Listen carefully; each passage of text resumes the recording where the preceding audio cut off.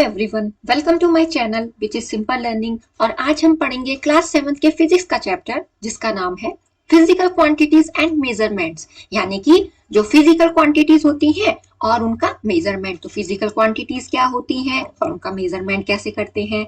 तो स्टूडेंट, हम इस वाली वीडियो में पढ़ेंगे फिजिक्स के chapter physical quantities and measurements के बारे में। Physical quantities and measurement learning outcomes children will be able to. इस वाले में आप क्या सीख पाएंगे? वॉल्यूम को डिफाइन करना, वॉल्यूम किसी भी ऑब्जेक्ट का उस यूनिट के अकॉर्डिंग उसका प्रॉपर सिंबल, वॉल्यूम लिक्विड का कैसे आप मेजर करोगे, सिलेंडर का यूज करके और बीकर का यूज करके, एरिया किसी भी ऑब्जेक्ट का जिसका इरेगुलर शेप है उसको ग्राफ पेपर को यूज करके कैसे करोगे, major the volume of irregular solid using a graduated cylinder and A graduated beaker, define density and rights इस फॉर्मूला। डेंसिटी के बारे में पढ़ेंगे, उसके फॉर्मूले के बारे में पढ़ेंगे। Express density in a proper unit, density को किस प्रॉपर यूनिट में आप एक्सप्रेस करते हो, उसका सिंबल कैसा होता है, मेजर करना और मेजरमेंट की जो रिजल्ट है उसको प्रॉपर यूनिट में प्रॉपर सिंबल के साथ एक्सप्रेस करना।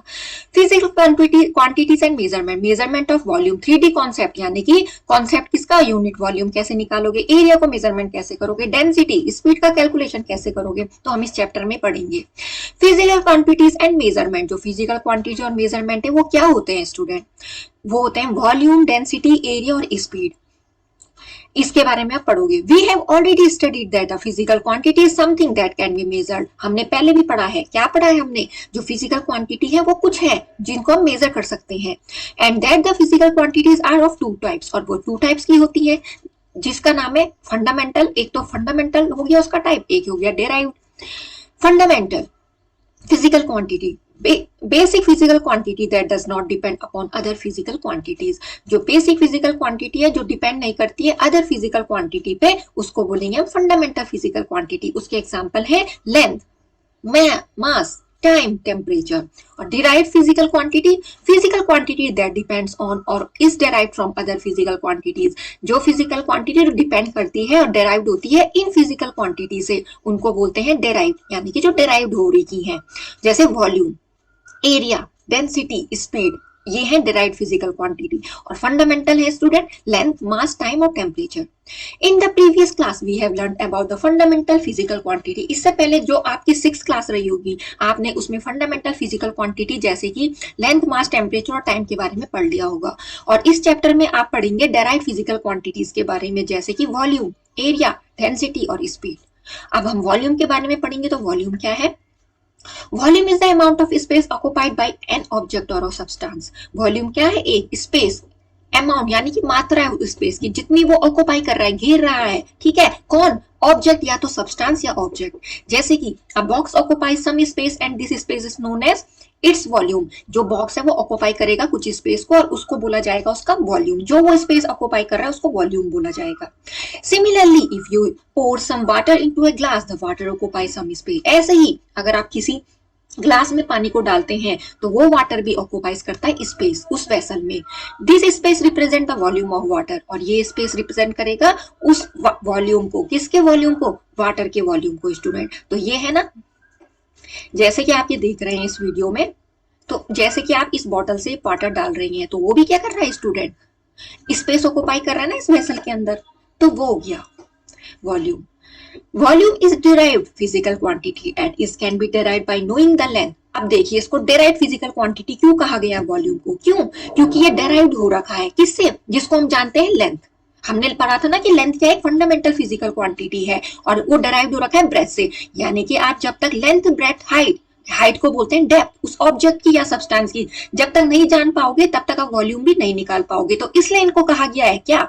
What we call this type of physical quantity, we call them derived physical quantity, and the example of derived physical quantity are given in this chapter. Volume and solids is usually expressed in cubic meter, represented as meter cube. जो volume उस solid का volume होता है उसको express किया गया है metre cube में। But when the volume of an object is small, it is expressed in cubic centimeter. और जब उस ऑब्जेक्ट का वॉल्यूम क्या होगा? कम होगा, छोटा होगा उस ऑब्जेक्ट का वॉल्यूम, तो उसको क्यूबिक सेंटीमीटर में डिनोट करोगे, जैसे कि centimetre cube. Volume of liquid is usually express in litre. जैसे कि आपको पता है कि लिक्विड का वॉल्यूम किया जाता है रिप्रेजेंट लीटर में। ठीक है, उसका साइन ये होता है स्टूडेंट। तो आई होप आपको यहाँ तक अच्छे से समझ में आया होगा कि हमने मेजरमेंट कैसे निकालना है वॉल्यूम का। Volume of a regular object, अब वॉल्यूम किसी रेगुलर ऑब्जेक्ट का जिसका साइज क्या है, फिक्स है, उसका कैसे निकालोगे? जैसे कि book, match box, container, brick, उनका कैसे कैलकुलेट करोगे? और उनकी 3D डायमेंशन होती है जैसे कि cuboid. And apply the following formula, और उस फॉर्मूला को आप कैसे अप्लाई करोगे? जैसे कि वॉल्यूम ऑफ ए क्यूब है, an object with equal side, cube में आपको पता है कि सारी साइड इक्वल होती है, as you also read, as you also learn in mathematics, आपको फॉर्मूला भी याद होगा। तो उसका होता है क्या, लेंथ इंटू लेंथ कर दिया। यहाँ पे हमने क्यूब का वॉल्यूम निकालना है जब, और जब क्यूबाइड का निकालना है तो उसमें आपको पता है कि उसकी साइड इक्वल नहीं होती है, तो इसलिए वहां पे चाहिए होता है हमें लेंथ, ब्रेथ एंड हाइट। ऐसे करके आप फाइंड आउट करते हो volume. Since length, breadth and height of an object is measured in metre, जैसे कि जो लेंथ, ब्रेथ, हाइट है उस ऑब्जेक्ट का आपको मेजर करते हैं, you measure in meter or centimeter, its volume is expressed in cubic meter and the volume of that object is expressed in meter cube or centimeter cube. For example, जैसे कि आपको यहाँ पे regular object they रखे हैं, 3D shape है जिनका, तो आप इनका वॉल्यूम ऐसे निकालते हो, जैसे कि आपको यहाँ पे बताया गया है कि जो साइड है क्यूब की वो क्या है, 1 मीटर है, और जो वॉल्यूम है क्यूब की, यानी कि आपने क्या किया, उसको हम क्या करते हैं, फॉर्मूला क्या है, side into side into side, तो सेम आएगा, और यहाँ पे यूनिट हो जाएगी मीटर क्यूब, क्योंकि मल्टीप्लाई करके वो क्यूब बन जाएगा। If a cuboid has length 4 metre, breadth 2 metre and height 1 metre, the volume of cuboid. अब अगर आपके पास लेंथ, ब्रेथ और हाइट दे रखी है, तो आपको पता है कि फॉर्मूला क्या है, लेंथ को, ब्रेथ को और हाइट को, तीनों को मल्टीप्लाई कर दिया। आपने जब मल्टीप्लाई किया तो आपके पास वॉल्यूम क्या आया, what you get, you will get 8 metre cube, means 8 cubic metre. And this is the shape of cube, this is the shape of cuboid, and you see here that the length is equal, here it is also equal, then its formula will be length into length, and length is given 4 meter, then we find out the volume by multiplying the three sides, length into length means 4 into 4 into 4 means 64 meter cube or 64 cubic meter.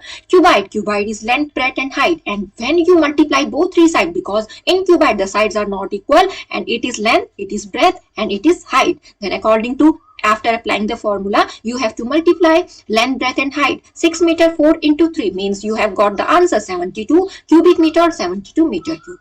Concept of unit volume. What will be the concept of unit volume? Volume of an object can also be calculated by a unit volume method. किस कोई object है उसका जो volume है आप कैसे find out कर सकते हो, bye you have to calculate that by applying unit volume method. Unit volume is defined as the space occupied by one unit of an object. And how you find out this unit volume, as it is defined as the जो space वो occupied करेगा उस object का एक unit जितना space occupied करेगा वो होता है उसका यूनिट वॉल्यूम। तो जैसे आपको नाम सही दिख रहा है, वॉल्यूम आप निकालोगे किसके अकॉर्डिंग, जितना वो ऑक्युपाई कर रहा है उस 1 यूनिट में, जो स्पेस ऑक्युपाई कर रहा है, जैसे कि ये इसका कितना स्पेस ऑक्युपाई कर रहा है, 1 यूनिट में, ठीक है। In this method we need to know 2 things, इस वाले मेथड में हमको 2 चीजों के बारे में जानना चाहिए। यहाँ पे आपको फिगर भी दे रखा है, जैसे कि brick made of 9 unit cube, ये ब्रिक बनी हुई है 9 यूनिट क्यूब, तो एक कितना हो गया, एक ये हो गई 1 यूनिट क्यूब, ये 1 1 और 1, तो आपने देखा ना कि क्यूब का मतलब तीनों साइड इक्वल हो जाएगी, तो इसलिए हमने इन तीनों को 1 सेंटीमीटर बोल दिया।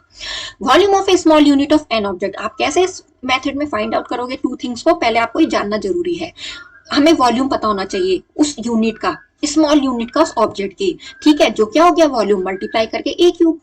Number of such unit that can be contain in an object, और ऐसे यूनिट तो बहुत सारी होगी इस ऑब्जेक्ट में, तो हमने क्या कर दिया उसका उस वॉल्यूम, उस 1 यूनिट की वॉल्यूम को नंबर ऑफ यूनिट से मल्टीप्लाई कर दिया, तो हमारा वॉल्यूम निकल जाएगा।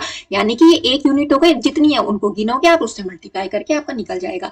जैसे कि आपको यहाँ पे एक क्वेश्चन दे रखा है, अ brick is made up of 9 cube, एक ब्रिक है उसको 9 क्यूब से बनाया गया, और ईच क्यूब में क्या है वॉल्यूम 1 सेंटीमीटर क्यूब है, और जो वॉल्यूम है ब्रिक का वो क्या है 1 centimetre cube multiply by 9 cube, यानी कि टोटल कितने क्यूब हो गए 9, और हम जब इसको मल्टीप्लाई करेंगे तो ये क्या हो जाएगा 9 सेंटीमीटर क्यूब। तो ऐसे करके आप फाइंड आउट कर सकते हो जितना आपको नंबर ऑफ यूनिट दे रखी है और जितना वॉल्यूम दे रखा है।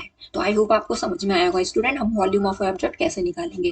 अब वो तो रेगुलर ऑब्जेक्ट था, ये इरेगुलर ऑब्जेक्ट है जिनका शेप फिक्स नहीं है, तो आप इनमें कैसे फाइंड आउट करोगे volume, let's no.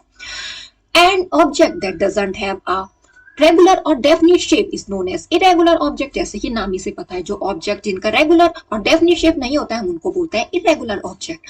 For example stone, screw, keys etcetera, जैसे कि स्टोन ये देख रहे हो आप यहाँ पे पिक में, और यहाँ पे स्क्रू का दिखाया गया और यहाँ पे कि इनका फिक्स शेप नहीं है। तो volume of an irregular object can not be measure directly, जो इनका ऑब्जेक्ट का वॉल्यूम है वो हम मेजर नहीं कर सकते हैं डायरेक्टली, फॉर्मूले से नहीं कर सकते हैं, जैसे कि इसमें होता है लेंथ ब्रेथ हाइट, ये क्या है डिफरेंट है डिफरेंट प्लेसेस पे। However volume of an irregular object can be measured by an indirect method, जबकि हम जो वॉल्यूम है उस इरेगुलर ऑब्जेक्ट का वो मेजर कर सकते हैं इनडायरेक्ट मेथड से by noting down the amount of water, उसमें नोट डाउन करके कि कितनी अमाउंट ऑफ वाटर वो डिस्प्लेस कर रहा है जब हम उसको पानी में रखेंगे। जैसे कि आप एक मग को बाल्टी से उससे पानी निकालते हो ना, तो वो उतना क्या करेगा, उसमें उतना पानी भरा जाएगा ना, तो उतना वो स्पेस करेगा, उतना डिस्प्लेस करेगा वाटर को। तो वैसे ही this can be done by using a graduated cylinder और बीकर। और हम इसको कैसे मेजर कर सकते हैं, कैसे किया जा सकता है ये, हम या तो ग्रेजुएटेड सिलेंडर यूज करेंगे या बीकर, क्योंकि उसमें क्या होती है, उसमें मेंशन रहता है ना कि ये इसमें कितना लीटर शो कर रहा है। The irregular object is drop in a graduated cylinder, और हमने उस इरेगुलर ऑब्जेक्ट को ग्रेजुएटेड सिलेंडर में ड्रॉप करना है, छोड़ देना है, या तो उस बीकर में या ग्रेजुएटेड सिलेंडर में। और जितना वाटर लेवल का राइज होगा वो हमें बता देगा उसका वॉल्यूम, किसका, इरेगुलर शेप का। क्यों, क्योंकि जितना स्पेस वो ऑक्यूपाई करेगा ना ये इरेगुलर ऑब्जेक्ट उस ग्रेजुएटेड सिलेंडर में ड्रॉप करने के बाद या तो उस बीकर में, तो जितना उसका वाटर का लेवल का राइज होगा वो हमें बता देगा कि वो जो वॉल्यूम है इरेगुलर शेप का वो कितना है।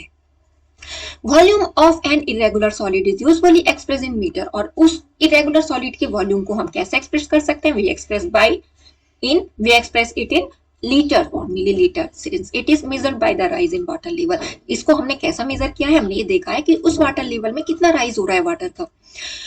एम टू, यहाँ पे आपको एक एक्टिविटी दे रखी है, aim to measure the volume of an irregular object using a graduated cylinder और बीकर। अब आपको यहाँ पे क्या दे रखा है, एक्टिविटी दे रखी है, आप इसको प्रैक्टिकली भी कर सकते हो। ठीक है, हम मेजर कर रहे हैं वॉल्यूम किसका, इरेगुलर ऑब्जेक्ट का, क्योंकि हमें वॉल्यूम नहीं, जो इरेगुलर ऑब्जेक्ट है उसका वॉल्यूम हम नहीं निकाल पाते हैं, इसलिए हम इसको यूज कर रहे हैं। हमको एक्टिविटी दे रखी है कि आप वाटर क्या करो, डालो ग्रेजुएटेड सिलेंडर में और रीडिंग को नोट करो वाटर लेवल की, कि यहाँ पे कितना आपने वाटर भर दिया, उसको मेजर करोगे।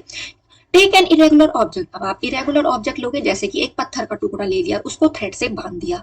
Hold the thread and suspend the stone in the graduated cylinder, और आपको उस थ्रेड को होल्ड करना है और उस स्टोन को ग्रेजुएटेड सिलेंडर में डाल देना है without touching the walls of the cylinder, बिना उसकी वॉल को टच किए हुए, until it is completely immersed in water, जब तक वो completely immersed ना हो जाए पानी में। You will observe that the water level rises, आप ऑब्जर्व करोगे जो वाटर लेवल है वो राइज हो गया है, जैसे कि आपने यहाँ देखा ना, ये जो स्टोन को इसने ड्रॉप कर दिया और ये जो पहले भरा था ना पानी, ठीक है, तो वो क्या हो गया 80 ml चले गया, पहले तो 50 ml भरा था आपने, अब वो कितना राइज हो गया 80 ml हो गया। तो क्यों हुआ ये, क्योंकि आपने अब क्या कर दिया, उस स्टोन को ड्रॉप कर दिया है पानी में। You will observe that the water level rises in the cylinder. This is because and object displaces water equal to its volume. और जैसे कि हमने बताया इस इरेगुलर स्टोन, उस इरेगुलर स्टोन का वॉल्यूम जानने के लिए जितना उसने डिस्प्लेस किया उस पानी को, वो किसके बराबर हो गया, वॉल्यूम के बराबर हो गया, यानी कि उस स्टोन का उतना वॉल्यूम है। Because it is irregular object, so we don't find the exact volume of that irregular object, so we do this type of activity to know the volume of that irregular object. Note down this reading, आपको ये reading note down करनी है। This difference between the two reading given in gives the volume of the stone, और इन दोनों reading का जो difference आएगा उससे पता चल जाएगा आपको स्टोन का volume. Let us assume the initial level of water, अब आपको इनिशियल लेवल ऑफ वाटर को एज्यूम करा आपने 50 लीटर, और उसके बाद ड्रॉप करने के बाद उस स्टोन को उसका जो वाटर लेवल था वो क्या हो जाएगा, राइज हो जाएगा 80 ml, और जो वॉल्यूम है आपने इन दोनों का डिफरेंस है, यानी कि वॉल्यूम उस इरेगुलर ऑब्जेक्ट का क्या हो गया स्टूडेंट, जो उस ग्रेजुएटेड सिलेंडर या बीकर ने मेजर किया है, that is 30 ml। Archimedes principal क्या कहता है, the Greek mathematician Archimedes determined that the amount of water displaced by an object equals the volume of a solid. जो आर्किमिडीज है यानी कि जो ग्रीक मैथमेटिशियन है, उन्होंने डिटरमिन किया कि जितना वाटर डिस्प्लेस होगा वो ऑब्जेक्ट के बाई, ठीक है, उसके थ्रू, तो वो इक्वल हो जाएगा किसके बराबर, उस वॉल्यूम के, सॉलिड के बराबर। Displacing water to measure the volume of a solid is known as the Archimedes principle, और जितना डिस्प्लेस करता है वाटर, ठीक है, उस सॉलिड के वॉल्यूम को मेजर करने के लिए वही क्या कहा जाता है, आर्किमिडीज प्रिंसिपल। तो बच्चों आप इस वीडियो से इसको देख सकते हो, जैसे कि हमने क्या किया, इसमें इमर्स किया है, तो जितना ये डिस्प्लेस करेगा वाटर को तो ये उसका वॉल्यूम हो जाएगा। किसका? इस ऑब्जेक्ट का, इस इरेगुलर ऑब्जेक्ट का। तो आई होप स्टूडेंट आपको अच्छे से समझ में आया होगा कि हम volume of an regular object कैसे मेजर करते हैं। अब हम पढ़ेंगे वॉल्यूम ऑफ लिक्विड के बारे में। लिक्विड का volume of how we find out the volume of a liquid. Liquids are fluid in nature, जो लिक्विड है वो फ्लूइड होते हैं नेचर में। And so we have no definite shape, और इसलिए उनका डेफिनेट शेप नहीं होता है। They take the shape of the container they are pulled into. जैसे कि एग्जांपल है बॉटल, जिस बीकर में आप, जिस वेसल में आप डालोगे वो उसको वैसे ही उसका शेप वो कर लेता है, ले लेता है। Volume of liquids can be measured by measuring jars such as graduated cylinders और graduated beakers of different sizes और शेप्स विद नोन कैपेसिटीज। जो वॉल्यूम होता है लिक्विड को मेजर किया जाता है मेजरिंग जार्स के थ्रू, ठीक है, जैसे कि ग्रेजुएटेड सिलेंडर और ग्रेजुएटेड बीकर्स के थ्रू, जो डिफरेंट साइज और शेप के होते हैं उनकी कैपेसिटी हम जानते हैं। Capacity is the total space available inside a container. जो कैपेसिटी है वो टोटल स्पेस अवेलेबल है उस कंटेनर के अंदर। We can also say that the inner volume of a container is called its capacity. यानी कि हम कह सकते हैं जो इनर वॉल्यूम होता है उस कंटेनर का, उसको उसकी कैपेसिटी कह सकते हैं। If we fill a bucket with water and it contain 15 litres of water, we can say that a bucket has a capacity of 15 litres. जैसे कि हमारे पास एक बाल्टी है, उसमें हमने पानी भर दिया, वो कितने लीटर की है? 15 लीटर की। अगर वो होल्ड करती है 15 लीटर पानी को, ठीक है, तो हमारा यहाँ से मेजरमेंट हो गया कि वो बकेट की कैपेसिटी क्या है पानी को रखने की, 15 लीटर है। Volume of a liquid is usually measure in litre और मिलीलीटर। जो लिक्विड का वॉल्यूम है वो मेजर किया जाता है लीटर और मिलीलीटर्स में। Relation between litre, millilitre and metre cube, centimetre cube. अब आपके पास यहाँ पे जो रिलेशन दे रखा है लीटर, मिलीलीटर, मीटर क्यूब और सेंटीमीटर के बीच में। Note the symbol of litre can be written in both small L and capital letters. जो आप सिंबल कर लिख सकते हो ना लीटर का, या तो स्मॉल लेटर या कैपिटल लेटर में लिख सकते हो। But to avoid confusion between the number 1 and letter L, the symbol of litre is used in upper case. और अगर आपको कंफ्यूजन दूर करना है ना लेटर एल के बारे में और 1 के बारे में, क्योंकि हो सकता है वो सेम दिखे, तो इसलिए आप उसको अपर केस में यानी कि कैपिटल लेटर में आप डिनोट कर सकते हो। 1000 litre equals to 1 metre cube. और 1 मीटर क्यूब, 1 मीटर को जब मल्टीप्लाई किया तो तभी तो 1 मीटर क्यूब आया। और 1 मीटर किसके बराबर होता है? 100 सेंटीमीटर के बराबर। और आपके पास यहाँ पे आ गया वॉल्यूम, इतना आ गया ये 10 लाख सेंटीमीटर क्यूब। और 1000 लीटर बराबर इतना हो जाएगा। क्यों? क्योंकि आपने इसको इतना ही तो इक्वल किया था ना, ठीक है, तो रिलेशन बता रहा है, तो रिलेशन निकालने के लिए तो आपको ये अप्लाई करने पड़ेंगे। और 1 लीटर में 1000 सेंटीमीटर क्यूब यानी कि 1000 ml, और 1 लीटर में 1000 ml, ऐसे करके आपको मिला 1 millilitre equal to 1 centimetre cube. Measuring devices for liquids. अब मेजरिंग डिवाइस क्या है लिक्विड के लिए, हम उनको मेजर कैसे करेंगे लिक्विड को? Milkman use measuring can. आप देखते हो आपके घर में जो दूध वाला आता है उसके पास एक मेजरिंग कैन रहती है, जिससे कि वो आपको उतने लीटर दूध देते हैं। ऐसा होता तो उनको पता ही नहीं चलता कि हम यहाँ कितना दे रहे हैं, उनके पास बच नहीं पाता और लोगों को भी देने के लिए। तो उनके पास क्या होता है, एक मेजरिंग कैन होता है जिसमें 100 ml, 200 ml, 500 ml और 1 litre as shown in the figure 1.5 इस वाले फिगर में आपको दिखाया गया है। और इसके अकॉर्डिंग आपको क्या देते हैं? दूध देते हैं। Since this measuring cans have fix capacity. क्यों? क्योंकि इसके अकॉर्डिंग तो आपको फिक्स मेजर करके दे पाएंगे। They can not be use to measure smaller volume than the specified volume. और वो स्मॉलर वॉल्यूम यूज नहीं करेंगे। ऐसा नहीं होगा कि 1 लीटर की जगह क्या करेंगे 500 ml दे दे आपको। For example a 200 ml can not be use major 1000 ml of milk. और जैसे कि आप 200 ml को नहीं यूज कर सकते, किसको मेजर करने के लिए? 100 ml को। 100 ml ऑफ मिल्क को मेजर करने के लिए इतने ml का यूज नहीं कर सकते। For this purpose graduated can, cylinder और ग्रेजुएटेड बीकर्स आर रिक्वायर्ड। और इसी पर्पस के लिए, ताकि जो मेजरमेंट है वो फिक्स हो, इसके लिए ये यूज किए जाते हैं। Which have graduation mark on them, जिससे कि उन पे ग्रेजुएशन मार्क होते हैं, जैसे कि आपको यहाँ पे बताया गया ग्रेजुएटेड बीकर। ये graduated cylinders and beaker, graduated cylinder and beakers have marking on the side, जैसे कि आपने इसमें भी देख लिया, उनकी साइड में मार्किंग होती है ये in milliliters and liter for easy and accurate reading of the liquid level. Graduated cylinders and beakers are made of glass और plastic, या तो ग्लास या प्लास्टिक के बने होते हैं graduated cylinders. These are used in laboratories. ये laboratories में भी यूज होते हैं किसके लिए? For accurate measurement of volume के लिए.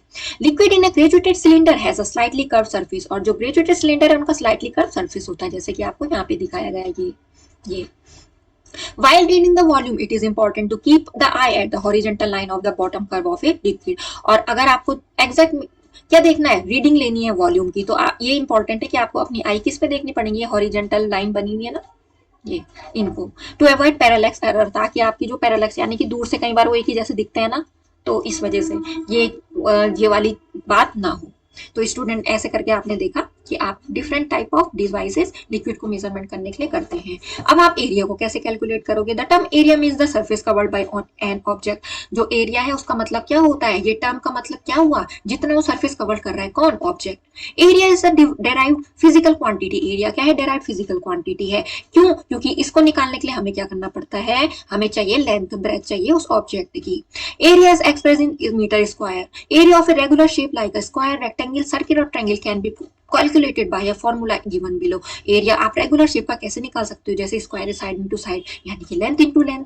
रेक्टेंगल में क्या होता है? Length into breadth. और ट्रायंगल में क्या होता है? Half multiply by base into height. तो ऐसे करके, इसलिए ये क्या है? डेराइव फिजिकल क्वांटिटी, क्योंकि इसको निकालने के लिए आपको फंडामेंटल फिजिकल क्वांटिटी की नीड चाहिए, जरूरत पड़ती है। Calculating the area of regular shape. Regular shape का एरिया आप कैसे कैलकुलेट करोगे? I think you also learn this formula in your maths subject, इसलिए आप इसको ध्यान रख सकते हो। आप कैसे एरिया इनका निकाल सकते हो इन रेगुलर शेप का। और इरेगुलर शेप का, जैसे कि पत्ता, ठीक है, किसका पत्ता? पेड़ का पत्ता। फीदर, फीदर यानी कि पंख, can not be calculated by using any formula. Irregular shape का तो आप ऐसे फाइंड आउट नहीं कर सकते हो। तो हमने लिक्विड में क्या पढ़ा था? हम जिस इरेगुलर शेप का फाइंड आउट करना है वॉल्यूम, उसको हम इमर्स कर देते हैं। तो जितना उसने डिस्प्लेस किया, तो वहां पे हमने बोला वो आर्किमिडीज प्रिंसिपल होता है। अब एरिया कैसे निकालेंगे रेगुलर शेप का? यहाँ पे हम ये पढ़ेंगे। The exact area of an irregular shape can not be calculated, however its approximate area can be calculated by indirect method using a graph paper. जो एक्जैक्ट एरिया होता है इरेगुलर ऑब्जेक्ट का, वो हम कैलकुलेट नहीं कर पाएंगे। इसलिए हम क्या करते हैं? यहाँ पे अप्रोक्सीमेट एरिया को लेते हैं। और अप्रोक्सीमेट एरिया का मतलब लगभग ले लिया, उसके नजदीक। एग्जैक्ट तो नहीं पता चल पाता हमें। और उसको हम कैसे कैलकुलेट करते हैं? इनडायरेक्ट मेथड को यूज करके, using a graph paper. The graph paper can be of square centimetre. जो ग्राफ पेपर है वो होता है सेंटीमीटर स्क्वायर, मिलीमीटर स्क्वायर उस ग्रिड में। Perform the activity to measure the area of an irregular shape using a graph paper. तो आपने क्या करना है? मेजर करना है उस इरेगुलर शेप को यूजिंग अ ग्राफ पेपर। कैसे करेंगे? एक्टिविटी दे रखी है आपको, और यहाँ पे आप उस लीफ को यहाँ पे रख रहे हो ग्राफ पेपर में। आप कैसे करोगे हम पढ़ते हैं। To measure the area of an irregular shape like leaf using a graph paper. हमें इस लीफ का एरिया निकालना है। ये क्या है? इरेगुलर शेप में, तो हमने इसको ग्राफ पेपर के ऊपर रख दिया। Take an irregular shaped object like a leaf, place it on a graph paper with 1 centimetre square grid. आपने इन 1 सेंटीमीटर स्क्वायर ग्रिड के अकॉर्डिंग इसको प्लेस कर दिया। Count the number of full squares and mark them as tick. और आपने जो जो फुल स्क्वायर बन रहे हैं उनमें मार्क कर दिया, टिक कर दिया उनमें। ये देखिए, count the number of square which are half and more than half and mark them as a dot. आज जो हाफ बन रहे हैं या हाफ से भी कम बन रहे हैं या ज्यादा बन रहे हैं, उनमें आपने डॉट से उनको दिखा दिया। Do not count square which are less than half. उनको काउंट मत करना जो हाफ से भी कम है, उन स्क्वायर को काउंट मत करना। Area of a leaf. अब एरिया ऑफ ए लीफ कैसे निकालेंगे? Number of full square plus half number of half और मोर देन हाफ स्क्वायर। यानी कि आपने आधा लिया और आधे से ज्यादा लिया, आधे से कम वाले नहीं लिया आपने, ठीक है। तो आपने नंबर ऑफ फुल स्क्वायर ले लिया, वो आपने टिक मार्क करे हुए, उनको आपने गिनना है कितने हैं। ये 24 है ये, ठीक है। प्लस यानी कि नंबर 1/2 से डिवाइड कर दोगे। नंबर ऑफ हाफ और मोर देन हाफ स्क्वायर, यानी कि कितने हाफ या हाफ से ज्यादा है वो स्क्वायर गिनने हैं। और आपके पास ये आंसर, आप ऐसे करके एरिया निकाल दोगे। Basic concept of density. अब डेंसिटी क्या होता है, उसका कॉन्सेप्ट क्या है? Density is defined as the amount of matter per unit volume of an object. जो डेंसिटी है वो क्या है? उस मैटर का अमाउंट है, किसके अकॉर्डिंग? पर यूनिट वॉल्यूम के अकॉर्डिंग। किसका? उस ऑब्जेक्ट का। यानी कि जो मैटर का अमाउंट होता है वो किसके अकॉर्डिंग? पर यूनिट वॉल्यूम उस ऑब्जेक्ट का होता है, जो उसको बोलेंगे density. Density tell us how closely और densely pack the matter in an object. Density ये बताती है कि आपने कितना उसको क्लोजली और डेंसली पैक किया है। If the matter is closely pack the density is high. अगर वो जो मैटर है वो क्लोजली पैक होगा यानी कि टाइट, तो वो ऑब्जेक्ट हैवी होगा, जैसे कि स्टोन है, ठीक है, और उसकी डेंसिटी हाई होगी। और जो मैटर है अगर वो लूजली पैक्ड होता है उसकी डेंसिटी लो होगी और ऑब्जेक्ट क्या होगा? लाइटर होगा। जैसे कि आयरन क्या है? हैवी होता है वुड से, ठीक है, for the same volume because the density of iron. क्यों? क्योंकि उस जो डेंसिटी होती है आयरन की वो इतनी होती है 7.8 ग्राम पर सेंटीमीटर क्यूब। किसके कंपैरिजन? वुड के कंपैरिजन में, जिसका आपको डेंसिटी गिवन है। Density is a derived physical quantity. Density derived physical quantity है। क्यों? क्योंकि ये डेराइव करती है किससे? फिजिकल क्वांटिटी से डेराइव होकर आती है, जैसे कि मास और volume. Formula of density. Density क्या होती है? मास अपॉन वॉल्यूम, यानी कि density equal to mass divided by volume. और डेंसिटी को आप एक्सप्रेस करते हो kilogram per metre cube. Measuring the density of regular solid. अब रेगुलर सॉलिड की आप डेंसिटी कैसे फाइंड आउट करोगे? तभी फाइंड आउट करोगे ना जब आपको मास और वॉल्यूम पता होगा, तभी तो आप ये फॉर्मूला लगाओगे। तो वॉल्यूम ऑफ क्यूब क्या हो जाएगा? लेंथ इंटू यानी कि एल क्यूब, और क्यूब हाइट क्या हो जाएगा? Length breadth height. और ऐसे करके आपको जब वॉल्यूम और मास गिवन है तो you have to find out the density easily by applying that formula. आपको यहाँ पे गिवन है क्वेश्चन, आप इसके अकॉर्डिंग समझ सकते हो। इस पहले वाले क्वेश्चन में आपको क्या दिया है? क्यूब की लेंथ 2 मीटर दे रखी है, उसका मास क्या है? 20 kg, और इसकी डेंसिटी निकालनी है। तो मास कितना हो जाएगा? 20 kg, और लेंथ क्या है? 2 मीटर है। तो वॉल्यूम निकल जाएगा यहाँ से जब लेंथ गिवन है। ठीक है, तो क्या आ जाएगा? 8 आ जाएगा, क्योंकि क्यूब का जो साइड होती है वो सेम होती है, तो यानी कि लेंथ सेम होगी। और density mass divided by volume, you have to easily find out the density of that cube. तो ऐसे आपको एग्जांपल दे रखे हैं। Basic concept of speed. अब स्पीड का कॉन्सेप्ट क्या है? Speed is defined as the distance covered by an object in a unit time. Speed क्या है? जितनी डिस्टेंस कवर की उस ऑब्जेक्ट ने उस गिवन टाइम के according. For example, if we say that car is traveling at 50 kilometers per hour, it implies that car covers a distance of 50 kilometre in 1 hour. जैसे कि एक जो कार है वो ट्रेवल कर रही है इतनी स्पीड से, तो यानी कि हम उसको कह सकते हैं कि वो 1 आवर में कितना डिस्टेंस ट्रेवल कर रही है? 50 kilometre. Speed tell us how fast और स्लो एन ऑब्जेक्ट। स्पीड हमें ये बताती है कि कोई ऑब्जेक्ट इतना फास्ट और स्लो मूव कर रहा है। If vehicle A is moving at a speed of 60 kilometre per hour and vehicle B is moving at a speed of 50 kilometre per hour, it means that vehicle A is moving faster than vehicle B. आप उनकी speed के according देख सकते हो कि इन दोनों गाड़ियों में से कौन ज्यादा स्पीड पे ट्रेवल कर रहा है। Speed is derived physical quantity. Speed क्या एक डेराइव्ड फिजिकल क्वांटिटी है? क्यों? क्योंकि ये डेराइव्ड की जाती है। जब तक हमें डिस्टेंस और टाइम ना पता हो तब तक हम स्पीड नहीं निकाल सकते, इसलिए डेराइव्ड फिजिकल क्वांटिटी। क्योंकि जब आप डिस्टेंस को डिवाइड करोगे ना, speed equals to distance divided by time, तब तक आप स्पीड को फाइंड आउट नहीं कर सकते हो, इसलिए डेराइव फिजिकल क्वांटिटी है student.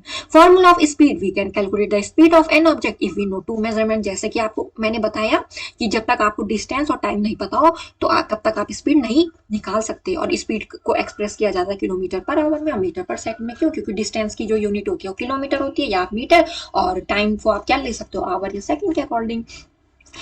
To compare the speed of two object we must express their speed in the same unit. अगर आपको दो ऑब्जेक्ट की स्पीड का कंपैरिजन करना है तो उनकी यूनिट भी सेम होनी चाहिए। जैसे कि आपने इन दोनों में कंपैरिजन किया तो इनकी यूनिट सेम है ना, ये भी किलोमीटर पर आवर में, ये भी किलोमीटर पर आवर में, तो आपने इजिली फाइंड आउट कर दिया कि किसकी स्पीड ज्यादा है।